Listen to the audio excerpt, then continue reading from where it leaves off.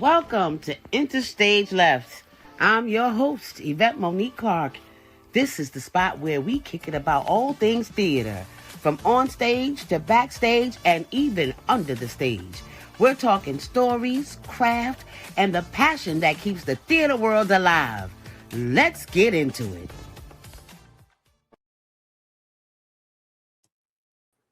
Hello, ladies and gentlemen, and everything in between. My guest today is John Bronston, musical director extraordinaire in the building today. How you doing, love? I'm excited. It's Tony Sunday. This is everything is popping. I worked last night, so like it's that crazy time of year when everything is happening. Right. And give a shout out to my Knicks who's holding it down in the city. But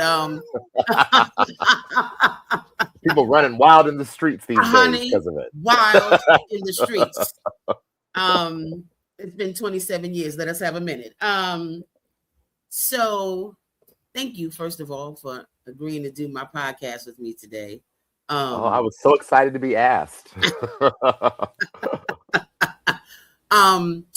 One of the reasons I started this podcast is because I'm always fascinated how we all get to the same stage. We have different experiences, come from different backgrounds, and we all end up in the same place. So the first thing I always like to ask is, where are you from and how did you get into this business of show? So I'm from Richmond, Indiana, a small town in Indiana. And I moved out here. It's 24 years. Wow. That I've been out here on the East Coast, which feels insane to me now. And I moved out here as a performer. I was a singer, dancer, and a very bad actor. Very bad at it. But I tried. My level best. I went to school at Illinois Wesleyan University, and I thought I was going to be an opera singer for a hot second. And then I started doing musical theater stuff.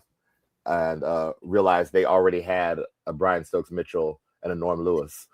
And so I was like, maybe we need to reevaluate this. I was in auditions with those folks, and I was like, oh, we're not booking. Right. And so I went back to Indiana for a hot second before I came back to stay 24 years ago. And I joined a rock band in Indiana and taught myself to sing rock music. And then when I came back 24 years ago, I've been here ever since. It took me a long time to figure out what I was supposed to be doing. Now that I work as a music director, I always kind of dabbled in that. Even in high school, I would play sometimes for the shows at the local theater, but that was never the focus of what I was doing until about 10 years ago. I decided, I was like, I'm done auditioning. And so my very last contract as a performer was 10 years ago in Florida.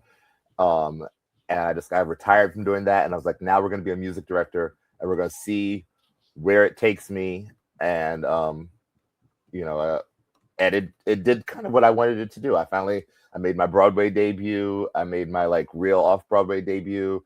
It did what I wanted it to do. Your path led you to where you needed to be. Yeah. Right? I know it's so funny because people often ask me oh, don't you miss performing? And I was like, I have a small degree of look at me inside of me, but I work in piano bar. It scratches that itch without me having to go through auditions and all that madness. Right.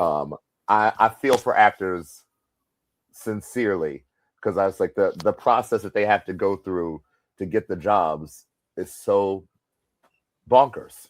Yes. Yes, that's a good word for it. Bonkers. That's a really good word for it. And that part of it I don't miss at all. So were you formally trained in playing the piano, or did you I was definitely I'm not one of those people that plays by ear.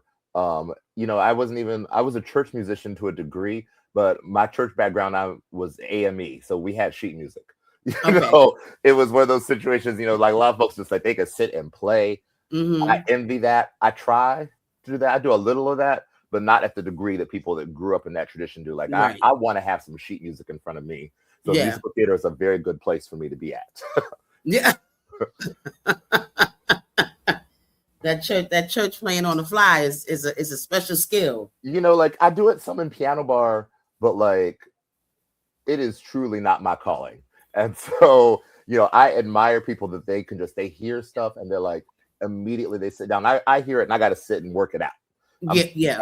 piano right now. Like I got to sit and figure it out. It's going to take me a minute. Yeah. It'll be an instant. Oh, yeah. That's how I feel about riffing. It's going to take me a second. Hold on just a moment.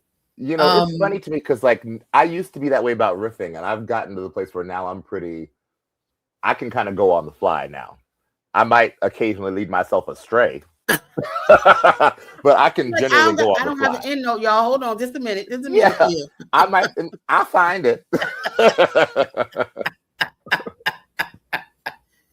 Went a little wayward with the notes. How do you define? There are people in theater, and I use this podcast as something of an educational tool for folks who don't know behind the curtain, right? Mm-hmm. So, how would you describe what the role of a musical director is in theater? I mean, it changes all the time from show to show and project to project. But I mean, what my responsibility is when you hear music in the theater that is live, it is my responsibility. So that is the instrumentation, that is the singing, that I work with multiple departments. I work with the sound department so that we can get the things correct. I work with the casting department so that we get the right people. I work with the contractor to get the right instrumentalists. I work with the orchestrator to decide what those instruments are going to be.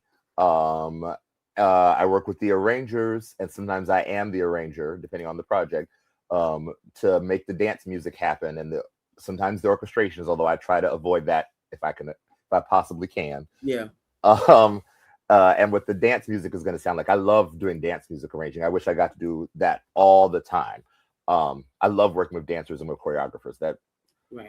That speaks to me as a former dancer.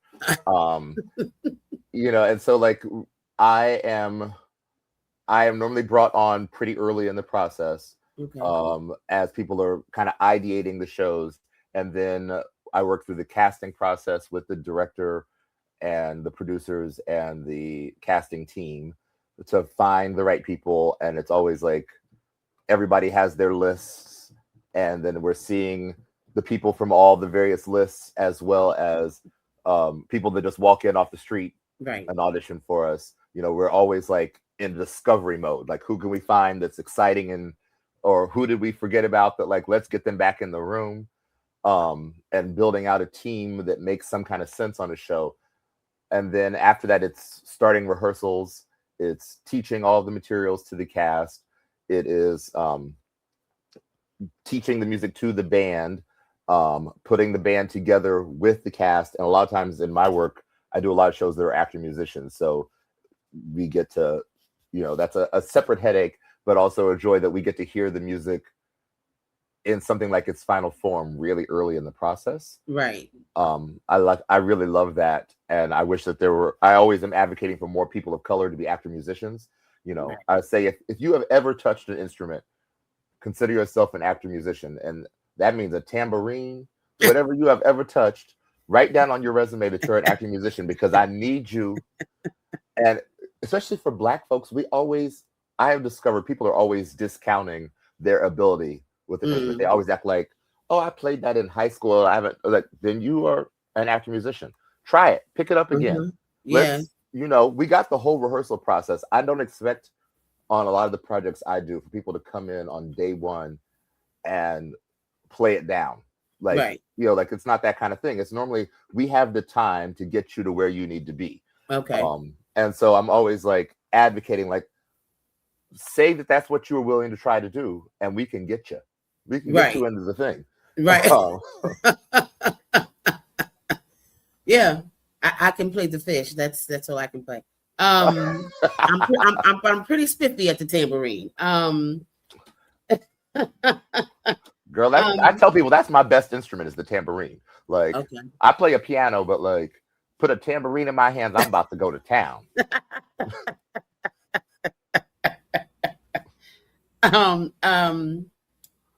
There has to be a balance between, especially shows that have already been done, of keeping it true to what it is and maybe adding something fresh. Do you have that freedom sometimes to add like a little bit of on it if it, Yeah, I mean, one of the things that I try, I'm finally, and kind of just this year, at a place in my career where like don't do a lot of what I call dead shows that are completely set, that right, are, that everything is fully done. right, I do maybe one or two of those a year, and I'm really particular about which ones that I do now. But I mean, even in the early stages of my career, you always have some space. I mean, I think it's because I do a lot of rock shows and a lot of black centered shows where right, there's a lot more freedom than in an Oklahoma. right, When you're right, doing Ain't Misbehavin' or right. Smokey Joe's Cafe, you have some more space to put your own stank on it than Yes. you do when you are doing Oklahoma, unless you're doing Oklahoma on Broadway. Then the Rogers and Hammerstein people are gonna be like, oh, maybe we can let you do something new with it. But most of the time with those older shows, you are really locked in. And most of the shows of those older ones, like Hair, that I've worked on, there is some space to create things. Even we both done The Wiz, Mm-hmm. and like The Wiz, those books are kind of suggestions. Mm-hmm. A lot of stuff is not fully Mm-hmm. notated out in those books. Mm-hmm. The Mm-hmm. new Wiz is very notated. Like Yes. Joseph Joubert did not play around. He wrote Yes. down what he Yes. wanted. The singers have some freedom, but the instrumentalists, that stuff is written. But Yes. in the old days with The Wiz, you just Sonny, there would be bars of no notes, and you like, well, I know I'm supposed to be singing something here. Ooh. And I mean, sometimes with the dance music in the old Wiz, like until the band came in, I didn't know what it was because there was nothing written in the piano part. Yeah. So like the horns would start playing. So it's like, oh, that's what the tune is. I never knew. That's what the Poppies number was. I just knew it was 16 bars. I didn't know there was no more information in the piano score than that. That's right. That's right. So yeah, I often get to create some of the music things that happen on the shows I work on, but a lot of the times now I'm working on brand new stuff. And so now, I just finished doing a brand new musical in Florida where I wasn't the arranger on it, but I was the music director. But things kept evolving in the room. And so we would record what we did in the room, send it to the orchestrator and the arranger, be like, so we made some changes today. Right. And does this make some kind of sense? How can we apply that to what we are doing? Right. It's always a back and forth, and it's never just me. Right. Like there's always multiple hands in the cooking the pot. Yes. Yes. Yes. When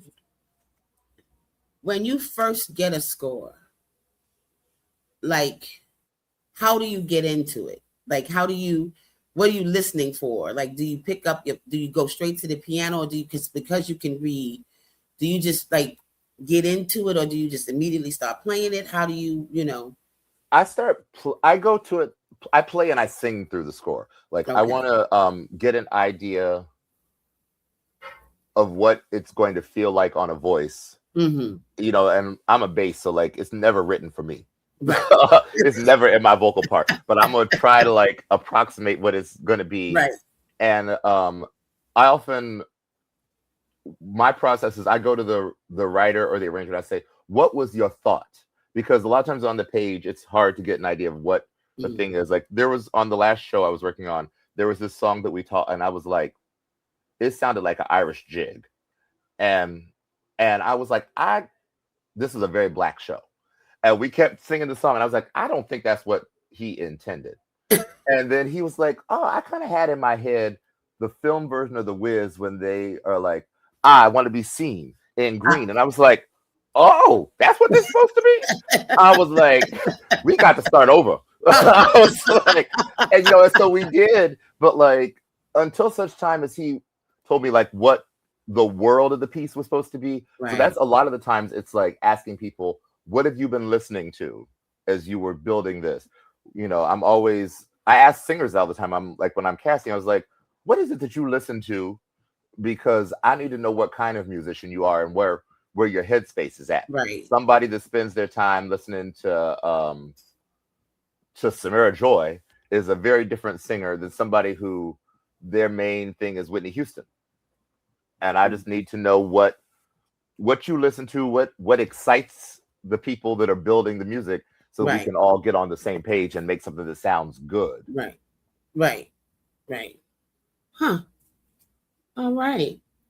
So musical director has to teach everybody all the things. And so you have to build the harmonies sometimes because you have to put it on the bodies that you have. So how are you good at vocal arranging and putting together harmonies? I'm good at that. It's funny because like a lot of times you walk into a show, especially if you aren't the final say, and I'm never the final say in casting. So like a lot of times, I'll get into a show and I was like, oh, they left me with only 2 sopranos and a whole bunch of altos and tenors. And like, well, what can we do to make it so that I can hear the tune? Right. And so it's, it's figuring out like, oh, in this particular song, we're going to put the tenors on the tune and the 2 sopranos and we're gonna split the tenor section in the middle and put some women on the, like there's going to be some moving things around. It's also because you never have, I don't work all the time on a Broadway scale. And so, I don't often have 30 voices in the room. And even if I do have 30 voices, it's not divided up in like, oh, it's 7 of this, 7 of that, 7 of it's however many dancers that they had to put in, however many actor people, somebody that could play the guitar decently, there's always this give and take. So it's always, and that's part of the magic of it, is that it's never going to be the same in another production. That's right. And so you got to work through it. When I look at the score for like Spring Awakening, whenever you look at that score, there are people listed by their character names and there are people listed by their actor names.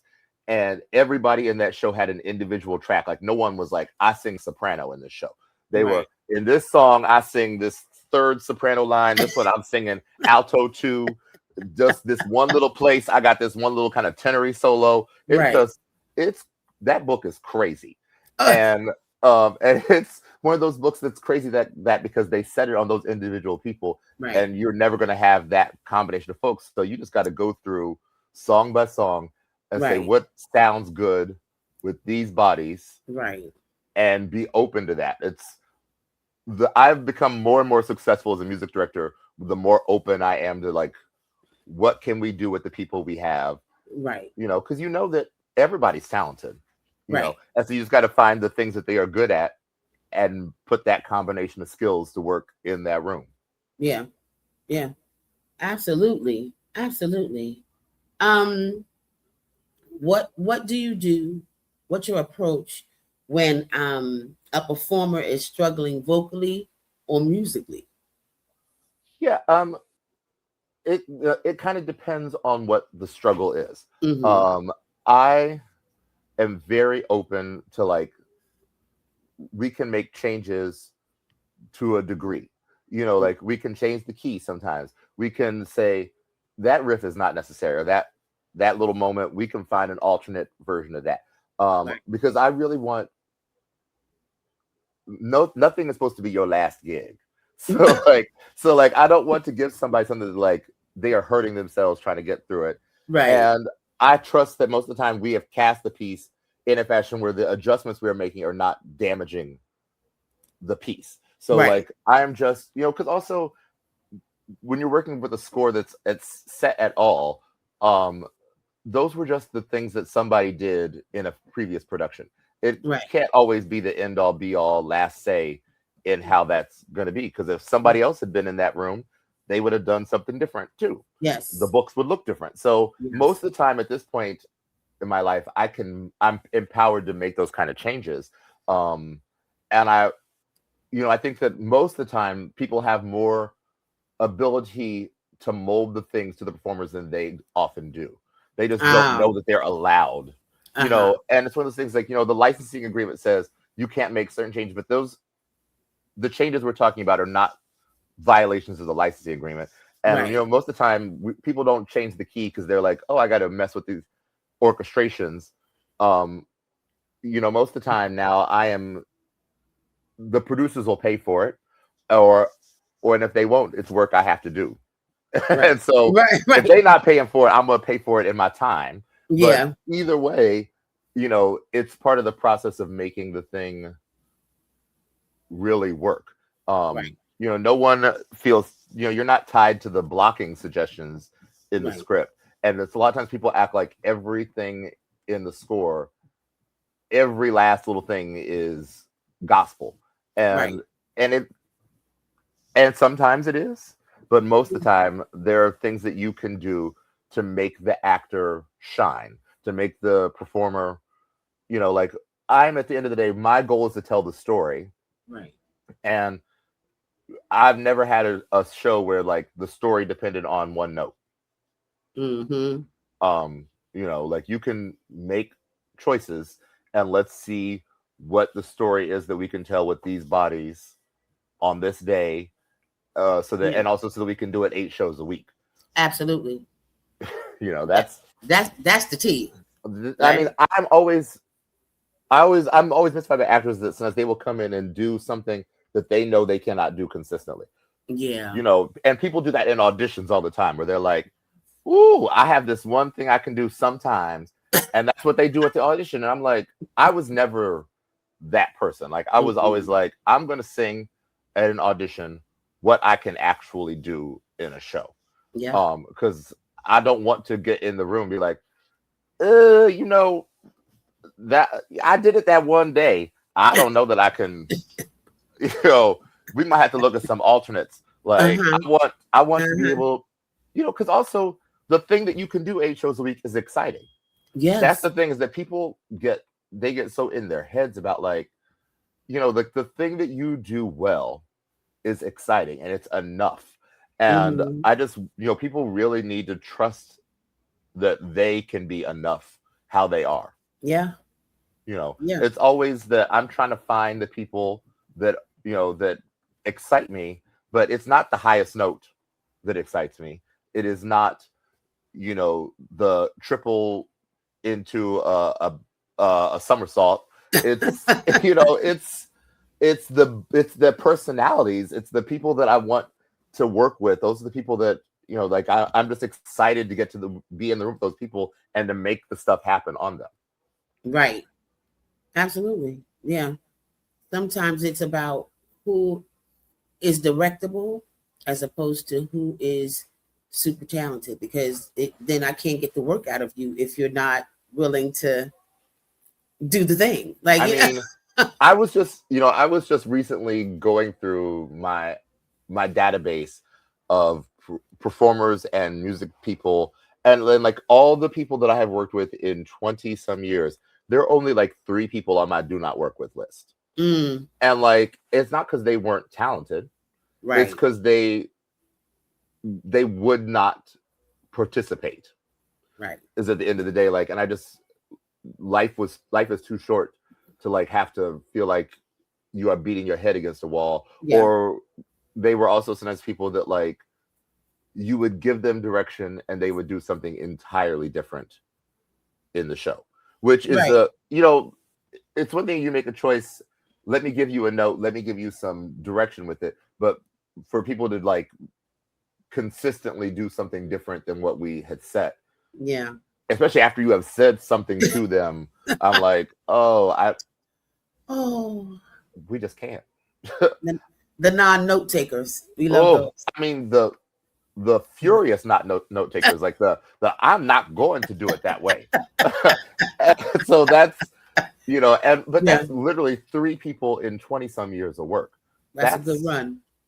I can't complain about that. Yeah. And those are very talented. All 3 of those folks are talented people, and I hope other people work with them. I mean, they work. Somebody working with them.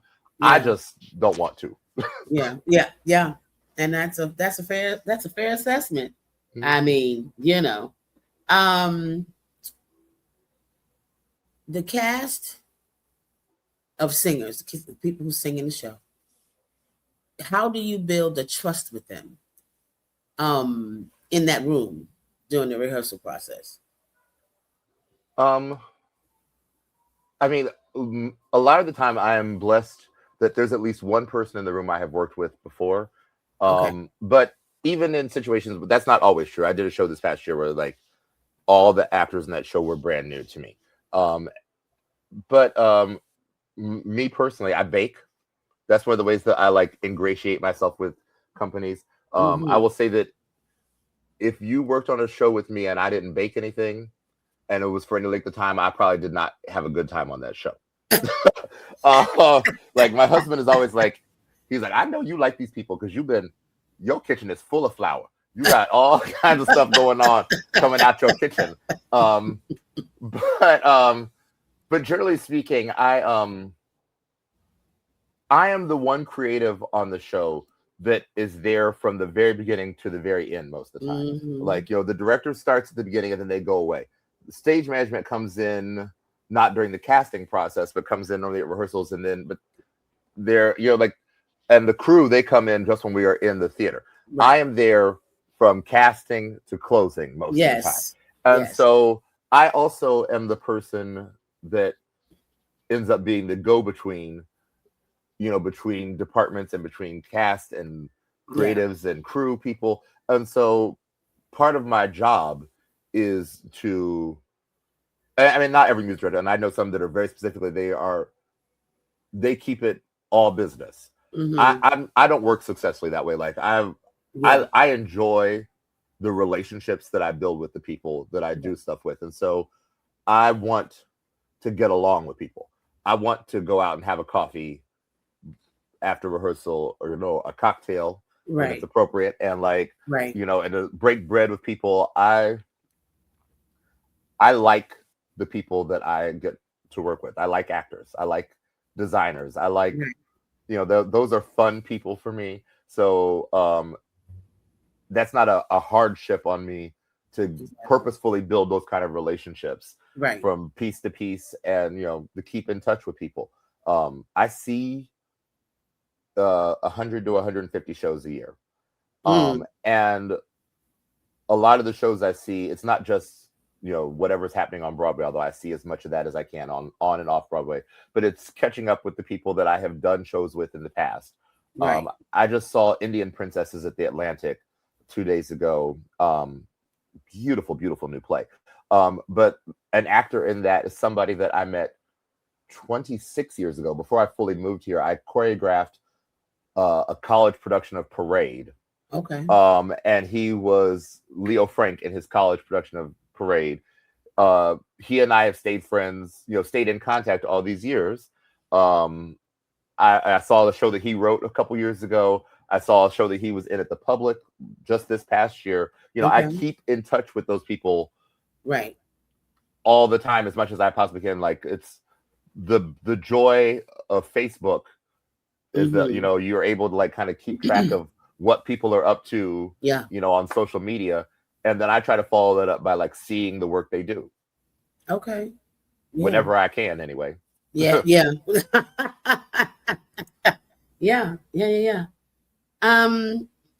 What makes, I've been in a lot of rooms, so what makes a room feel musically alive as opposed to just, we're gonna plunk these notes out and learn these songs? Like, how do we, you know what I'm saying? You know what I'm saying. And I have been in both those kinds of rooms many a time, and sometimes you don't know until you never know until you get in the room. I always try to bring the spirit of let's explore, let's play, let's have some freedom from the very first day. But there are times when you just can't, or when people are resistant. And when you are in those kind of rooms, you just have to protect your joy as much as you can. And so it's about, when I have been in a joy resistant situation, I like that, joy resistant. I try to find the moments in the show that are satisfying to me. And I also try to find the things that I'm working on in the show. I always have, some patch in the show that I'm like, oh, this is hard for me. and I practice it before the show, and I take joy in the degree that I get it right in performance, because it's never going to be perfect, but it's I did my best with that today, and this was and I have to take some kind of pleasure in that. And I also, if I can't, if the cast or somebody in the cast is like bringing me down, I still have the band to work with. I still have the crew that I can kiki with, I'm going to talk and chat with with the assistant stage manager on my way to places. You just find the things that bring you some pleasure. Right. And because it is, at the end of the day, it's work. And it's often joyous, but it is not always. And so you just find the things that are going to give you, some real sense of pleasure and joy. And you'll hold on to those things and know that no show is forever. Amen. Amen. I mean, Cats and Phantom were kind of forever, but they closed eventually too. And so, and also, even if you're on some show, I've never been on a show for more than a year. And I don't know what that experience is like when you are there for 6, 7, 10, 11, 12 years. I don't know what that experience is like. Right. But musicians also are kind of afforded the opportunity that even if you're on a long show like that you're allowed to kind of be out for 50% of the time. So it helps people to not feel like they're in a rut, to get to create other things. And like I said, there's always something within a show that you can be working on to bring yourself some kind of pleasure.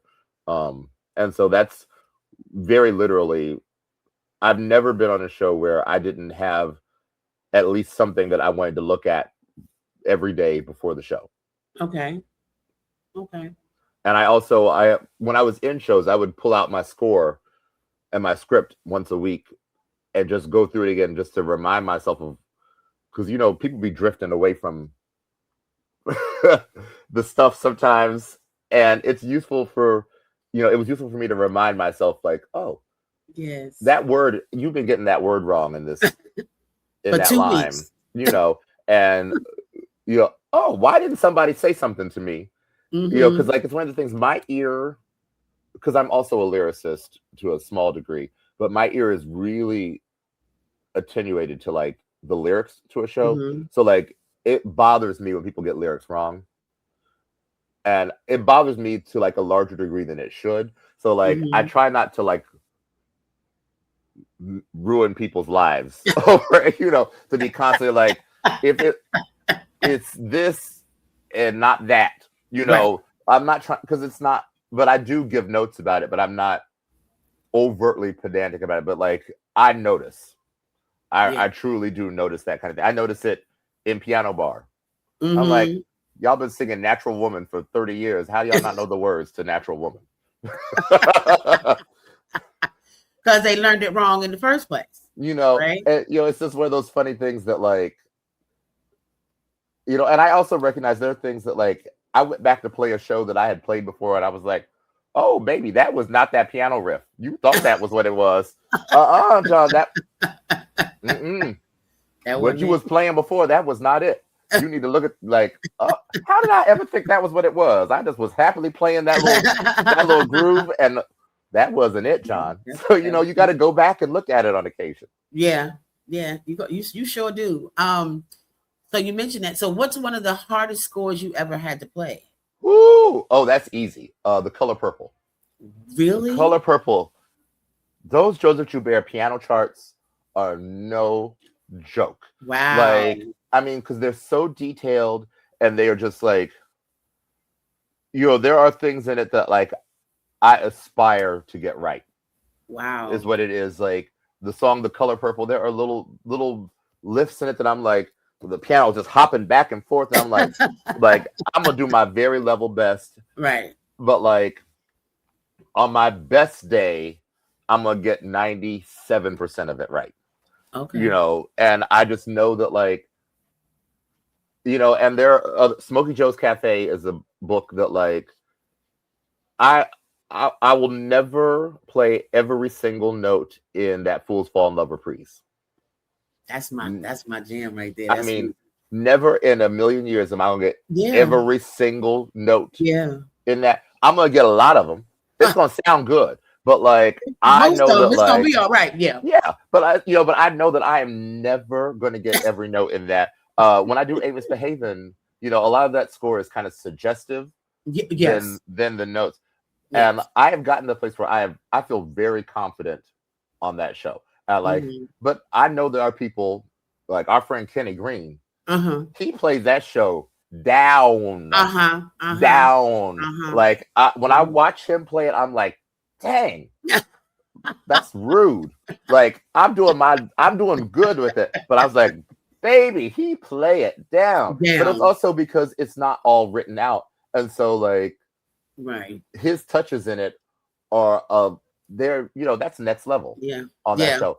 And and I know that there are shows that are not for me. And there are things I got to interview for a Broadway show a couple years ago. And I was like, that's not for me. Like I was like, y'all might hire me on that show, but I don't think I'll make it to opening night. So I was like, y'all need to hire the person that's the right person on that show. And it's about, now I'm kind of at a place where I'm old enough to know what it is I do well. I can play a Sondheim show all day long. But, there's certain other writers that I was like, you need to get that specialist that does that. And I always kind of was aware of that. Like even back in the day when I was still performing, I got an audition for Moving Out to be the piano singer in Moving Out. And I was like, y'all want somebody whose voice is a little higher than mine. Like I also didn't grow up on that Billy Joel music, so like I didn't have all that stuff just naturally in my hands. But I was like, y'all want somebody whose voice sits a little higher than this. And there's nothing wrong with being like, this is just not, this is not a good fit. This is not for me. I also like very similar in that time. I got an audition for $1 Million Quartet. And I immediately recognized like, oh, y'all got my resume and did get my headshot. Because I was like, y'all definitely not looking for a black Jerry Lee Lewis. I was like, I can play this music. The blood that would have left people's bodies if you the blood. Ooh, I mean, they could have given me a little blonde wig. I could have just flipped it back and forth. Well, I wish you could have, because I'd have paid any amount of money to see it. The blood. Ooh. The blood. But that was one of those things that like I was like, they definitely got that resume and did not get that headshot. Child, ain't that something?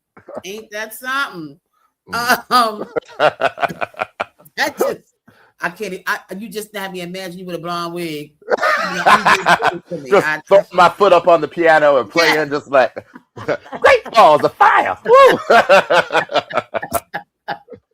Ooh, Lord. Okay, all right. Have you ever had to recover from a musical disaster during the show? Oh, absolutely. Like, and part of it is that everything is so electronic that like I did the tour of Smokey Joe's and the tour of Amos Haven on real pianos. And like with real pianos of real sheet music in front of me. And like, analog, that's magic. Because, it's very hard for that to go wrong. Like a string breaks, that's just one note. A keyboard goes down, you are screwed. When I was doing Harder They Come at the Public, it's all keyboard programming, and the keyboard started going haywire in a performance where it started cycling through all the sounds. There was like 60 sounds, and it would just go to the next sound on its own, and it would not stop. And I'm on stage, but I'm not visible at this particular moment in the show. But like I am about 15 minutes away from when they roll me forward, and I'm going to be fully visible on stage. And it started doing it like in a song, and the patches it was cycling through were all similar enough that I was like, we about to have a problem. I'm going to be playing piano, and it's going to come out as horns or something bonkers. And Randy Cohen he's the keyboard programmer for Broadway, everything, and he's everywhere, and he's a master, and he's also on call. And so I'm on the radio. I was like, sound, get Randy Cohen. something is going haywire. And normally there's 2 full computers. So if one of them goes down, you can, like, at least in a Broadway or like big Right. off-Broadway contract, there's 2 computers. So if one goes down, you kill that one and you switch the other one. Right. The kill button wasn't working. Like, nothing. He was able to remotely from his home log into the computer, reset it during the performance. Like, I could see the little cursor moving around on the computer screen. And I'm like, and I'm playing, I was like, but my life is flashing before my eyes while this is going on. I was like, I don't know what's about to go down. I was like, my associate keyboard player, she's over here. I was like, girl, whatever happens, just put it on a piano sound or something and just make some kind of sounds if mine is not working, because we about to be in a situation. And he was able to fix it in real time, and like it took him about 3 minutes. But like, otherwise, I was about at a place where we would have to stop the show, which I've never been in a place where because of me, like, you know, we've had to stop a show for other reasons, but it's never been my department. I've had to hold a show, a minute or two, but never have I been like, stop, and the stage manager's gonna come on the God mic in the audience and be like, we're having we're having technical difficulties. I mean, but if that happens, it happens. It's not, because it's live theater, honey. It's live. You know, it's happened to me when I was sitting in an audience and I didn't know what the reason that they were holding for was. So, you know, it's never the end of the world. No. You just, as long as nobody is dead, you know. And so, you know, you regroup, you take a deep breath. Exactly. And then you pick up from wherever you can pick up from. Yes. Absolutely. You know, it's often we think that like things are more life and death than they are. At the end of the day, we're just doing a show. And so like, if we can't go into it with that kind of the attitude that we're just doing a show, and that the goal is to bring other people joy and maybe bring ourselves some as well, then what are we doing this for? Exactly. I mean, to get paid also. That's why we're doing it too. Okay, bing bing. On the nose. What's the most technically challenged show you've conducted or played? Because you conduct as well, right? Yes. Okay. I filled in on I was the associate conductor on Man of No Importance off Broadway, and I filled in immediately after opening. The conductor got ill, and like my job was actually through the rehearsal process and then through opening night, and then I was technically done as the associate music director. After that, I was going to be a sub, but I hadn't started the training on subbing yet because it wasn't time for me to start doing that. And I got a call. I was at home because I was no longer at the theater day to day after we had opened. And I got a call. How fast can you get to the theater? How fast can you get downtown? We need you to conduct the show tonight. I had never sat in the chair. I had never played the actual book. And on that score, they had full score, and it was on an iPad. So there's no paper. And full score means that you see everything that everyone is playing. But because of that, you only get 8 bars of music per page. And it was a pretty complicated, like a number of patch changes. Because he's playing all these reeds and organs and all these other instruments and string patches. So there's one foot patch there's one that's a foot pedal that's turn the page. There's one that's a volume. There's a sustain pedal. There's 4 different pedals underneath the piano. And I'm only getting 8 bars of music at a time. And I had never done it. And I'm doing it in performance. That was terrifying. And you know, I will say that we kept the lights on. The show happened that week. Aarons and Flaherty were very generous, and they did not come until the 3rd performance that I had been doing.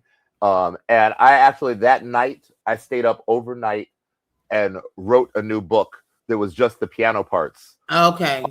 So that I could actually see a full page of music at a time, at least. Yes. And the second performance was better, but I had made mistakes in the copy pasting because it's you know, it wasn't, so I had to do it again the next day to like, and so it got, by the 3rd performance, it was fully recognizable. That's how I would put it. Like, I would not say that it was, you know, my I think I did 4 or 5 performances. It was not it was never what I wanted it to be. Right. But it was, I was like, we did not cancel a performance. Okay. You know, in an off-Broadway with all those daggone stars, you know, and people could not have been more supportive. And you know, if I had like a day to rehearse, just a day, a day, that would have been a whole different, situation. But like at the end of the day, people took their curtain call, took their bows, people paid their money and saw a show. Right. And especially being shot out of a cannon. Like you're on your couch probably with your remote in your hand, like, I gotta do what you say. So now your whole mindset has to change. You got to jump up and put some clothes on and run. That's crazy. Mm-hmm. You know, and fully visible the whole time on stage. Like, it was just, if I could get through that, I know I can get through anything. Because I knew how the songs went. I'd been playing rehearsal piano, but rehearsal piano is not the same thing as playing the score, because it's the notes you're asked to play are just entirely different notes. Right. And I did not know what those notes were, because I had never seen that book until that moment. God bless. God bless. God bless. Is there a genre of musical that's your favorite to musical direct? Is there a favorite that you have that's your jam, your wheelhouse? I mean, I love working on rock shows. I mean, I truly do. Like I love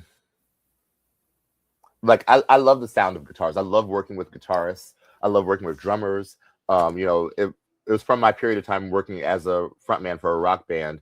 And then like, even when I moved to New Jersey, like I was helping manage rock bands for a hot second, like kind of pop punk bands and like progressive rock bands. Like, so like, I love working on that kind of music. I love helping people figure out how to be able to sing that music in good health.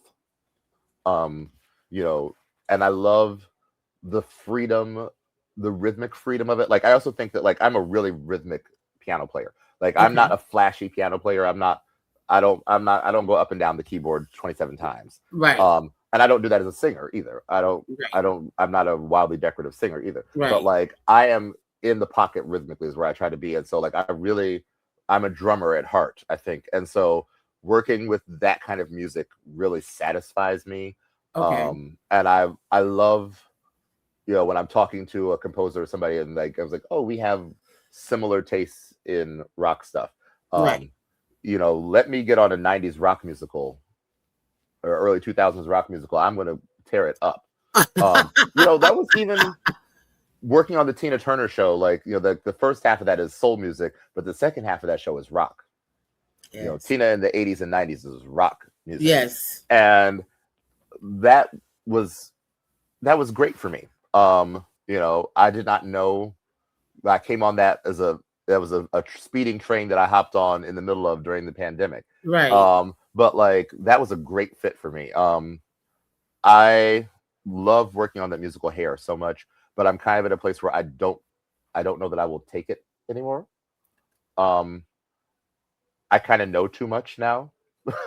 I've done it so many times that like I have done it in situations where the director did not know enough about the show, and if it was really actively frustrating to me. Yeah.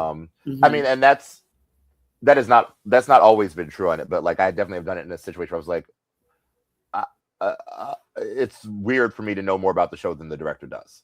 And not always if they're curious, if they want to know more. But I've worked with people, they were just like wrong. Okay.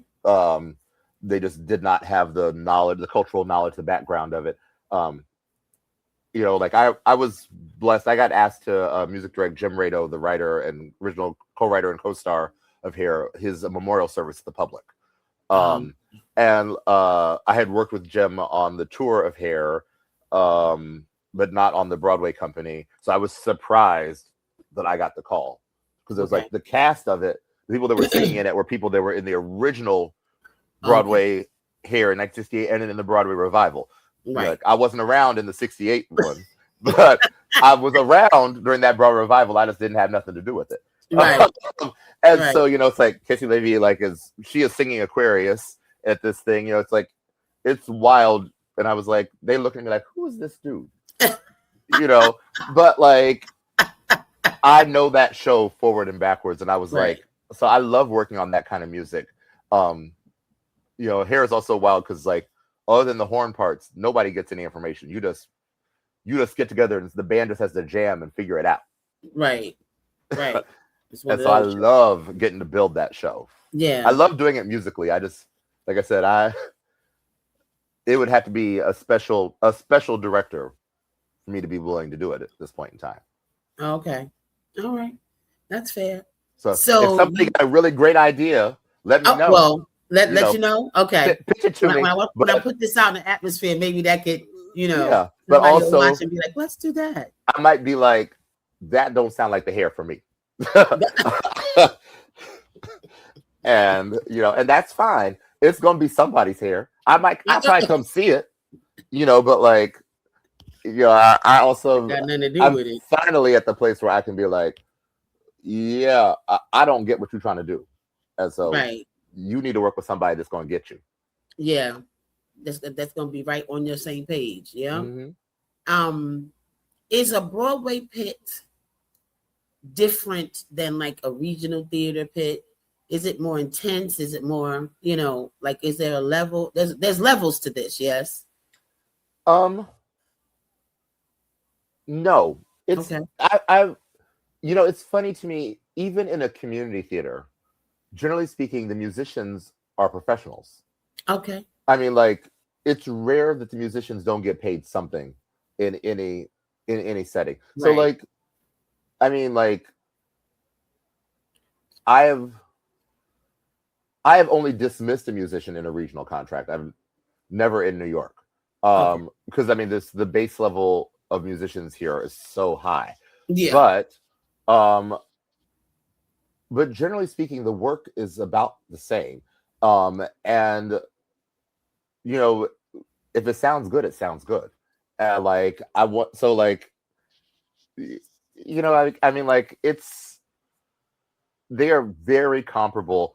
And it's just, I find that sometimes in a regional, the rules are a little more relaxed.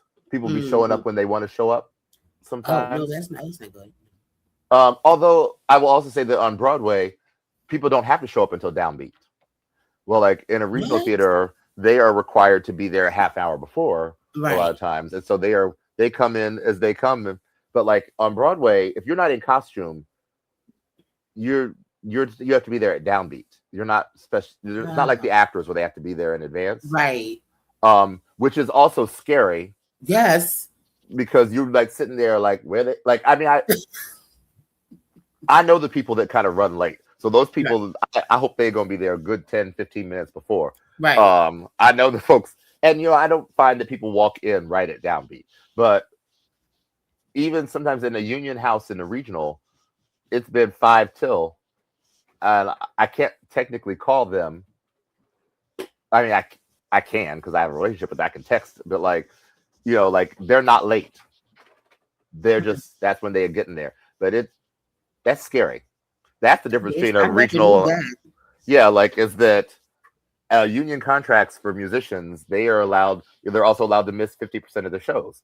And so like in a regional contract, maybe I might have 3 subs like in the pit the whole time. In Broadway or in a union contract, I can have 40% of the band out on any given night. And because of that, the process of how they are allowed to sub out, like the rule is like if you're in a rhythm section, if you're the bass, drummer, guitar, piano player, no more than 2 of those are allowed out at a time for the first like 3 weeks of the run. Okay.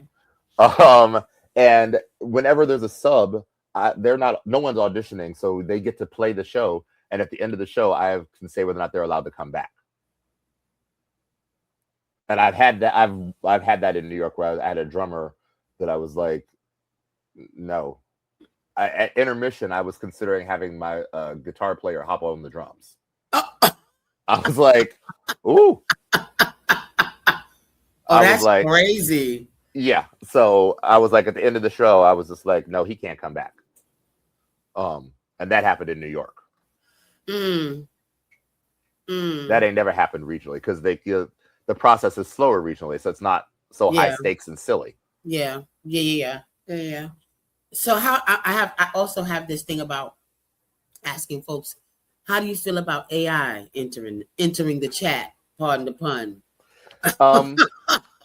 You know, I think that AI can be really useful for people when they are trying to generate large scale ideas. But like, I don't want to work on a musical that has AI generated music. I don't want to work on a musical that was written by AI. And I have seen a musical. I sat on a panel where somebody brought in a musical where they had generated it entirely through AI. And it was real dull and real useless. I'm not interested in that. I don't see it currently taking my job. You know, one of the great things about the theater is that we do have to have some bodies in the space. And, you know, so, you know, actors in movies are a little more vulnerable in that they can generate an actor for a screen in a way that they cannot do on a stage. Yes. Now, they can kind of generate some not entirely live music. Right. But I hope that people push back against that kind of thing. Like, I want the music to be as live as possible. I want it to be as little electronic as possible. I want less programming on the keyboards. I want more of the sounds that are actually generated by bodies moving through space. Yes. That's what I get excited on a show. So I'm not, you know, use it where it should be used. You know, same way that you don't have to go and get your Encyclopedia Britannica out to find out information. You can Google it. Use AI in that kind of similar fashion, that it's an aggregator of information and ideas, but it can't be the creator of ideas. Yes. Okay, so we're at the point in the show where I do rapid interstage left quickies. Okay. So it's rapid fire. Questions that I ask are things you know. This is just your opinion. Piano or baton? Piano. Perfect pitch or killer instincts? Killer instincts. Click track, love it or hate it? I just got used to it. Depends on the show. Right. Dream show to music direct. Oh, something new by a brand new writer.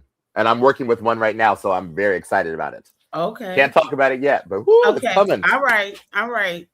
We'll have a drink and talk about it. One song that always gives you chills. The I'll Cover You reprise from Rent.